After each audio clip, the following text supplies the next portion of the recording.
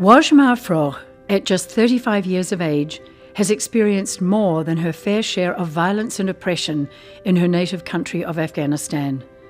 But those experiences have only made her more determined to raise her voice as a woman peacemaker and advocate for other women's inclusion in peace and security processes in one of the most conflict-ridden countries in the world. As one of 15 children, Wazhma saw how girls and boys were treated differently within her own family. Women weren't allowed to speak in front of men.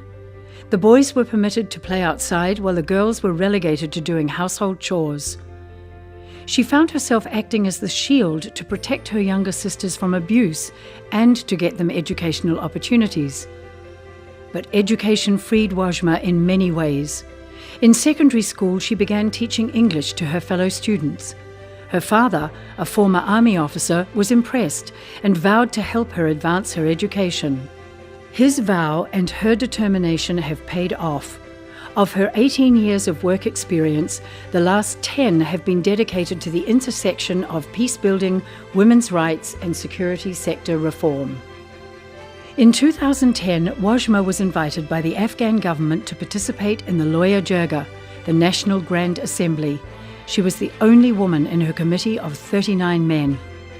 Calling it one of the most difficult experiences to bring in the voices of women while they wanted to strike a peace deal with the Taliban and bring them back to power, she and a colleague co-founded the Kroc Institute for Women, Peace and Security, now known as the Women Peace Studies Organization.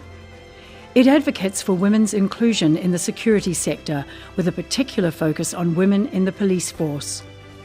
Wazhma has since worked with the Ministry of Defense and the Ministry of Interior, and within 2 years, her and her organization's efforts led to the doubling of the number of women in the police force.